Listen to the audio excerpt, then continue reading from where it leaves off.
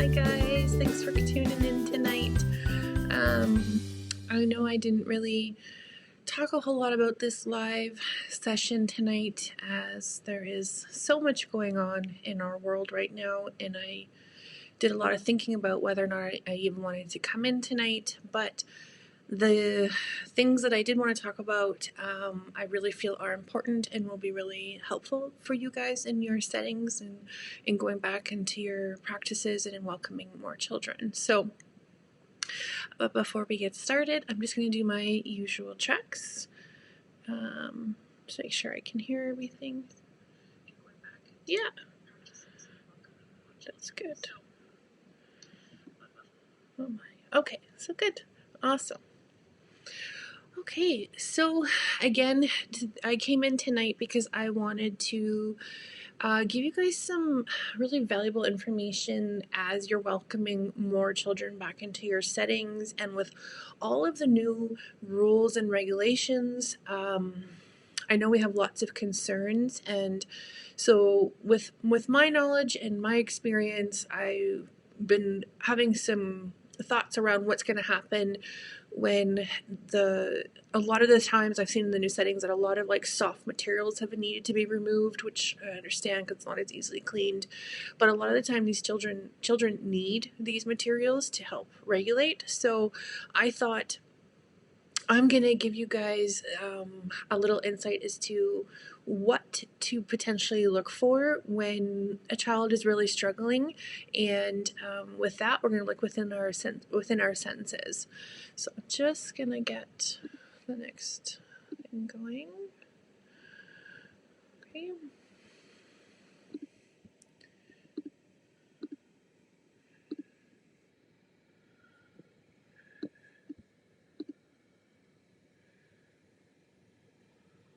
Okay. We look good. I can see, you can see. Okay, so I wanted to talk about the big three senses that give us a lot of information about what children are communicating through their behaviors, whether they are perceived as challenging or not. Just sometimes there might just behaviors and actions that they're doing that our senses are communicating with us. And I get this information a lot from Carol Kranowitz, and so she wrote the Out of Sync Child, which is this book right here. It's a wonderful book. So she talks about the big three quite often, and I know in my own experience it has been invaluable to know this information.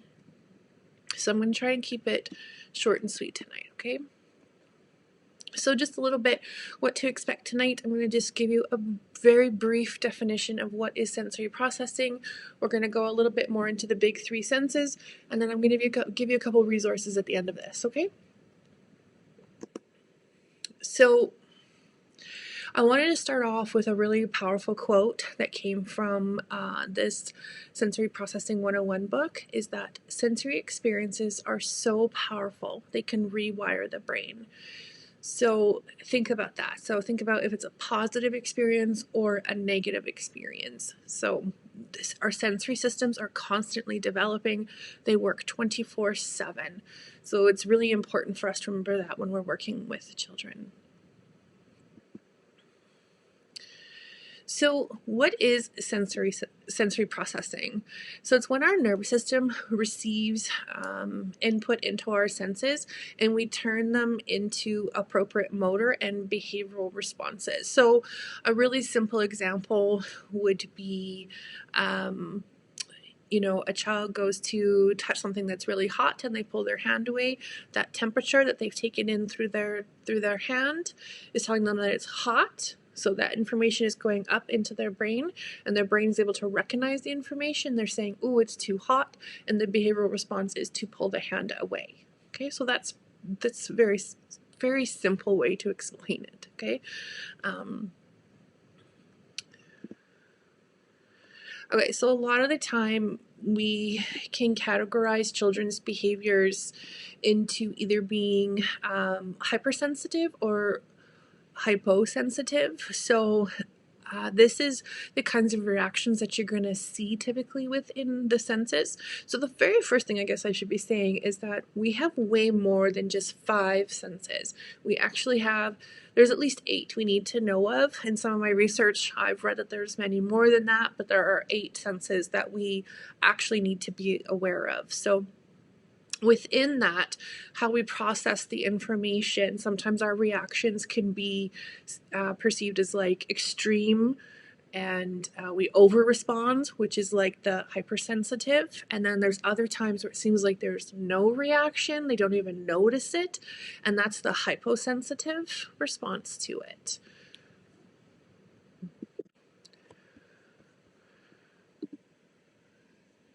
So one of the very first senses I want to talk about, because we're just going to talk about 3 of them tonight, very quick, okay? So the first one that we need to look at is the tactile sense. So when things are starting to not go well with a child, they're really starting to struggle a lot, they might be melting down a lot, you might be really frustrated. So when those kinds of things are happening, we want to start thinking about the big 3. So the 3 senses, that's tactile, and then proprioceptive and vestibular, and I'm going to explain what all of those are. So the tactile sense, so this is the information that we get from our skin. It helps us understand temperature, it helps us understand texture and traction and all that kind of stuff. So that information that we get in through our bodies, the things that we touch through our entire bodies, not just our hands, everywhere, that's what's helping us to understand what it is, and we process that information constantly. So the biggest thing to remember with the tactile sense is that it literally is from our head to our toes. It is our entire bodies. So we need to remember how big this sense is and how, as I said, we're constantly taking in sensory stimulation, and so our body never stops. It's not just when we're playing in the sand table or the water table with our hands. There are so many other tactile inputs that are happening throughout the day. So when we want to start looking at some of these, within the tactile sense, when you could potentially be hypersensitive with it, it could be that you don't like getting your hands messy. Sorry, I guess I just can't see my slides very well. There we go. Okay. So you might avoid getting messy, like your hands or your face. You don't want to participate in messy play. You know, maybe some children are afraid to touch it. They just refuse to even go near it. A lot of children, if they're having issues with the tactile sense, they could be struggling with like basic daily routines within their hygiene routines. So, you know, washing their face or washing their hands, bathing, diapering, all that kind of stuff. And another big one is they can't tolerate different kinds of clothing. Some children might only wear the same kind of pant every single day. They might not be able to handle jeans, and if they do, they have like meltdowns because it's like painful to them. They're not able to handle that sensory input. So that's when they feel things too much. So on the other side of it, there's the hyposensitive, where they can't get enough touch. They crave everything. They crave hugs. They sit super close to their friends. They seek out different textures. They might fiddle with objects, and they might not even notice when they are messy. So I wanted to talk a little bit about my experience with that with our son as well.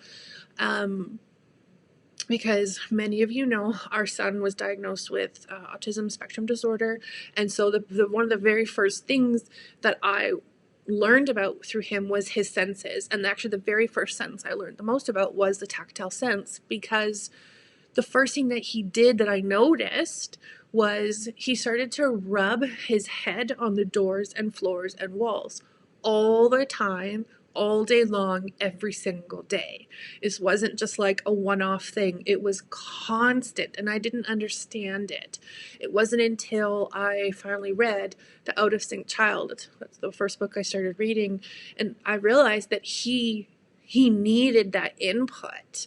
Yes, he was also afraid to touch a lot of other things too, but he displays symptoms within each, like within the needing it and avoiding it as well. So he'd be constantly rubbing his head, and I learned that he needed that input to make his body feel good so that he was able to carry on in his day. But when he was so young, he needed it all day long just to feel good. So he wasn't participating in play and in social play and all that kind of stuff because he needed to regulate all day long, and that was the one thing that he did. So on the other side of it, we still struggle with it. He is 5, and he is still using pull-ups because there's lots of sensory issues around using the toilet. But we still struggle with diaper changes, especially bowel movements. He is unbelievably sensitive to having anything wiped, and we've tried everything. And as he's getting older, it's getting more aggressive. So we definitely have to keep trying to find ways to get through diaper changes that it's not as stressful for him. So I just kind of want to explain how he needs the tactile stimulation, but he seeks it out in very specific ways, but then he still has a hard time with other tactile sensitivities as well. So and allowing us to be more patient during the diaper changes is really helpful because we know how sensitive he is and that he feels it so much more than other children do. So just having that insight and perspective is helpful for that. Okay. Oh, I went too far. Okay, so the next sense I want to talk about is proprioceptive sense. And this is the sensory input in our muscles and joints. The sensory input that our muscles and joints receive that provide information about when and how our muscles contract and stretch, where each part of the body is and how it is moving. So the simplest way I can say that is when an example would be a child like running into a wall or smashing into something, and the impact that they're getting into their arms and wrists and elbows and stuff, and within their arms, like within the muscles too, that's the impact that they're getting, and it's that proprioceptive sense, that impact that they're feeling in their bodies.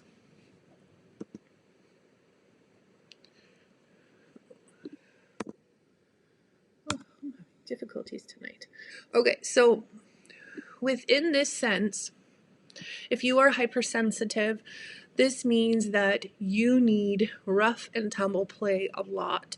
So this is that high impact jumping, they're climbing on each other, they are probably wanting to play like superheroes, and they're probably like wanting to pull each other down, they probably want to like crash into pillows or into walls and stuff like that. And another thing is they might have a hard time grading the force of their movements, so they might not realize that they're hitting people, that it actually hurts them. They might not understand that. They might not know that it's too hard. One thing I do want to mention with that is during transitions are a really tough time for children, and for our son it was really tough during drop off and pickup. So I remember one time, actually many times during a pickup, one way that he coped through it was he liked to run back and forth constantly from people. So if one parent was standing here and another parent was standing here, he would be running back and forth, and he'd be crashing into the wall and crashing into the chair. But what he also would be doing is he would be smacking us every time he would run back and forth. So he needed that impact in his body to be able to stay regulated during that time. It's not really considered a socially acceptable behavior, but I understood why he was doing it. So we just tried to find other things that he could get that impact with him, and sometimes I would try to be more proactive knowing that pickup time was coming. I mean, it's really hard to do that. Parents don't always have the most consistent schedules because that's how life is. So I would do my best to make sure that he would get some of that impact in before pickup time, or have him in his own quiet space before that comes so he doesn't get so overwhelmed with it. But some days there's only so much you can do. So But it's just understanding that's why he's not trying to be harmful. He's trying to actually calm himself, and he's trying to cope in that environment at that time. So another thing is that you can be, if you're hyposensitive to it, so you might prefer to jump or stomp a lot because you don't realize that you're doing it. You need more of it, which might feel just like normal walking to us, but to them they need to stomp to feel like that. They could have poor body awareness. They struggle with maintaining an upright posture, or they use too little force during fine and gross motor activities. So, a lot of the time that, especially when kids get into the writing phase and they say that, they're not putting enough pressure, or they're putting too much pressure, that's part of the proprioceptive sense. So they might just need some work within that and to figure out what works for them. So again, within our sensory journey, I've talked a lot about how our little guy just needs to constantly jump and crash into everything. So literally while he's been home during the quarantine, he was literally bouncing off the walls. Like he would walk around and bounce off a wall, walk around and bounce off into another wall. Like he just needs that impact all the time. I swear he's probably done like 1,000 somersaults in our house. He's crashed into the mattresses, the couches. We have a giant floor pillow for him to specifically crash into, and it's constant. It's all day long. He needs it. And he needs a lot of rough and tumble play as well. He needs that active play when all day long and in his day to be able to regulate, so that he can engage in more social play, so that he can engage in that more deep problem solving and creative play. He needs all of that first. He needs it within his play, and he needs it after as well. So it's really important when we have that, again, that knowledge as to why some of these kids are doing that kind of stuff. So one thing I wanted to talk about within this sense is that with so many things needing to be removed from our classrooms that allow the ability for children to crash into like pillows or couches or mattresses, whatever you have in your space, like throw pillows and stuff, if all of that has been removed and children need that impact to self-regulate, this is where you might start to see them hitting children or bouncing off of walls, or however they're going to do it. They're going to find ways to seek it out. So if you're starting to see some of those behaviors, you might just want to think about this sense and go, what can I provide? How can I give them the ability to get the sensory stimulation that they need to self-regulate, because that's what they're trying to do at that time. So the last sense that I wanted to talk about within the big three is the vestibular sense. So this is very much really connected to our inner ears as well, and within our auditory sense. So having that balance, the sense of balance and movement, and being secure in our own body as we move about through the environment, move out through space. So that gravitational security. If you don't feel confident and safe in moving your body about and moving it around toys and up and down stairs and all that kind of stuff, it's going to really affect your abilities through play and your abilities to self-regulate. So within this, some of the avoiding behaviors are, you could be scared of movement activities, or you seem fearful around playground equipment. That was a big one for us, even by the age of, I think he was like 2.5, maybe even almost getting close to 3. He still needed our help to climb up like on the toddler equipment at the playground. Like he was fearful. We had to hold his hands. We had to hold his waist as he went down the slide still at that age. And at the age of 2.5, 3, most kids want to go down head first. So at that time in his life, his vestibular sense still just needed a lot of work. And I know during that time when he was in his specialized preschool, they did a lot of work around balance. So just having him feel more comfortable within his body, and we definitely noticed a difference with that. So they might also be fearful of going up and down stairs, using swings, fearful of elevators, being turned upside down as well. Now, some of the seeking behaviors, it could seem that they're unable to sit still. They constantly need to be moving, fidgeting, rocking, swinging, spinning, all of that kind of stuff. It can seem really impulsive when it's not. They're trying to self-regulate, unable to get enough movement. Oh, that should be run, not roosin.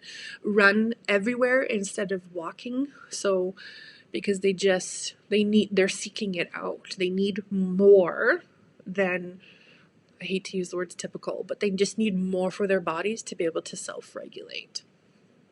What I do also want to mention within this sense, though, is how, there's a reason we rock babies from side to side. So in a unilateral direction, it is very calming for children. Typically, it is a very calming motion for them, and that is engaging in our vestibular sense. So side to side or this way, if you see a child rocking in the corner, that's usually them trying to calm themselves down. So a child who is spinning, for most children, that is very arousing, but for some children who seek behaviors like that, that is actually calming their bodies and they're able to self-regulate. Okay, so it's just looking at the different types of movements and behaviors differently so that you might understand the child a little bit better. So within our own sensory journey, he still doesn't like it. He does not like to be upside down by others. So he doesn't really like to go upside down a lot. He's very fearful. Even if he does, he'll do it for like a half a second and then he freaks out and he's like, he needs to be put back up. But what he does love to do is he loves to bend himself half over, like a lot of toddlers do when they just put their head down to their toes. And so he does that. He's 5 now. He'll literally stand on the couch, half up, like half bent over, watching his videos for like 20 minutes. That's just how he likes to engage in that. It's very calming and it just feels good for him. He's extremely still very fearful of elevators. We usually have to hold him, like pick him up, and you can tell he's quite nervous the entire time with that up and down motion. I mean, we know what it feels like in our stomachs, and we cannot go on any sort of amusement ride. That's just not gonna happen. Anything that he can do is very sits in a train, go around in a circle. So it's pretty much just like you're in a car ride. So anything that, like those amusement park rides where you're going up and then down and around, that's very much engaging the vestibular sense, and there's no way that can happen. So that can even be resembled on some playground equipment. So if some children are fearful of that, they could be just not regulated within their vestibular sense. So our senses every day, they change every day. When we wake up, one could be operating better than the other compared to the previous day. So each day the environment can bring new sensory stimulation. So it's not always going to be an exact solution every time you come up with it. Our sensory systems develop just like everything else does. So when you might find a solution for the child within that behavior, and then 6 months to a year they're still in your care and it's not working anymore, it might even be less than that. Sometimes I feel like it's like every few weeks something changes, because children are constantly developing just like their sensory systems are. So a solution may have to be adapted again because their needs are changing as they're developing, which include their sensory systems. Okay, so those were kind of like the big 3 that I wanted to just give you a quick rundown on. That is a lot of information to take in such a short period of time. So I definitely want to make sure that you know that I have quite a few different resources available. So there are some within the educator library, and I'll show you that in just a second here. So I have them, the educator library, there's quite different topics, and there's one for sensory processing, and so all of the books that I talked about and stuff are listed in there as well. I also have an online workshop called Supporting Sensory Needs, and I walk you through all of the 8 senses. I give you a much more in-depth description of what sensory processing is, and I walk you through each of the 8 senses, describing what it is, the different kinds of behaviors that you might see. I go way more in depth into our sensory journey, and then I also share a lot of accommodations that we made within the early learning environment to help him learn and grow as well. There's lots of resources in there too, so if you feel like you would like to check that out, it's on my website, ronniespreschool.com, okay? And I'll show you where that is too. And then the other resource I really wanted to mention was Lives in the Balance.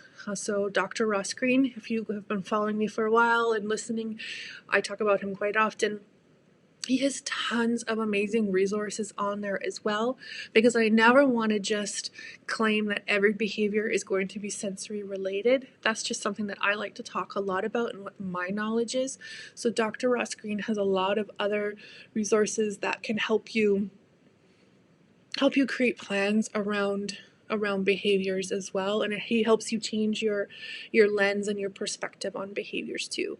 So I will make sure I put the link to his website in the notes of this video after as well. So I'm just gonna give you I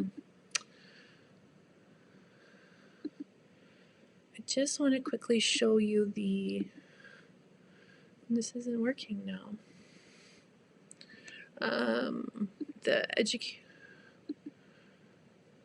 Oh, okay. Oh, that's right. Sorry, guys. Sometimes I forget what I have set up here. And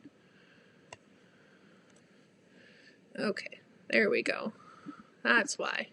Okay, there we go. Now I got it. So I just want to show you the educator library here.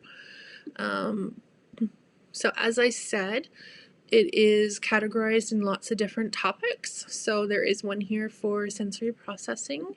And so I have a lot of the books that I talked about tonight and used to reference in here. So this Sensory Processing 101 and the Out of Sync Child, those are the two that I recommend all the time.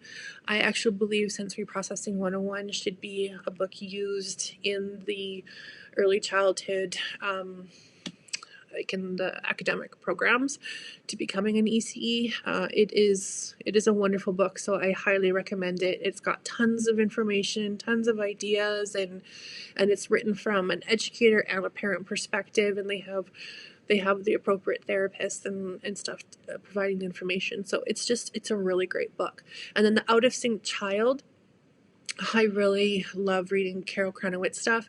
It is very good. It's a lot more in depth, and it's a lot more technical, but it is still extremely valuable. So if you just kind of want to get started, I would suggest Sensory Processing 101, and if you're ready to go a little bit more further into depth, because a lot of the information I talk about, I try to like narrow it down and make it a little bit easier to give you just quick tidbits. But obviously Carol Cranowitz is highly trained in this, so she it's much more in depth, but it's still really it's really great. And then the other book here too is The Explosive Child. That's by Dr. Ross Greene. So he talks a lot too about how to see behaviors differently. He gives you lots of plans, like I've said, and so his book is great, but you can also find lots of information on his website too, okay?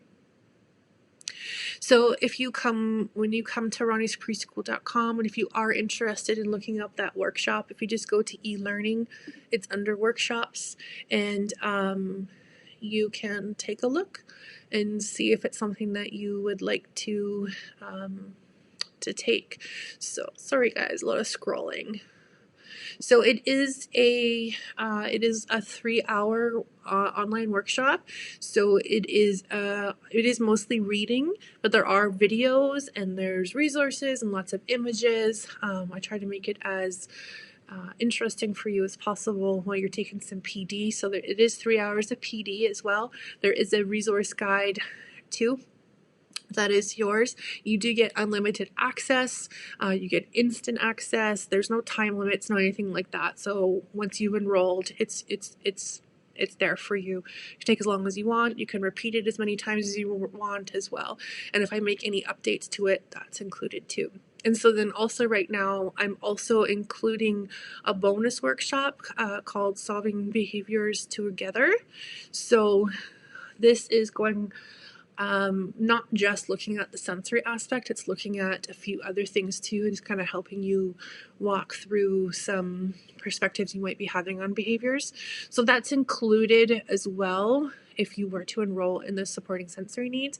And this workshop, Solving Behaviors, is another hour-long video as well as with the resource guide. So it's another hour and a half of PD as well. So you would get the 2 workshops. So I guess that would be 4.5 hours of PD for it's for $49 Canadian to enroll in that, okay?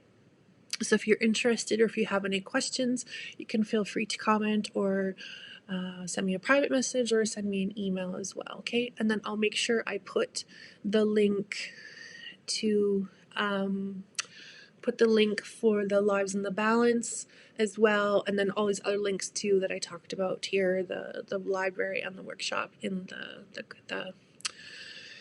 the notes of this video. I can't speak anymore tonight, so I really hope you guys enjoyed it, and I thank you for watching and for joining me tonight, and I hope everyone is doing well. And I know it's been probably a long week for many of you who have just gone back to your settings, so we're getting close to the weekends. I hope you guys take some time for yourselves, and I will see you again inside this group shortly, okay? Okay, have a great night, guys. Bye. Thank you so much for watching. I want to hear your thoughts on this video and topic, so leave a comment on the blog. You can follow along by subscribing to the blog or my YouTube channel, and stay connected on Facebook and Instagram. I will see you next time.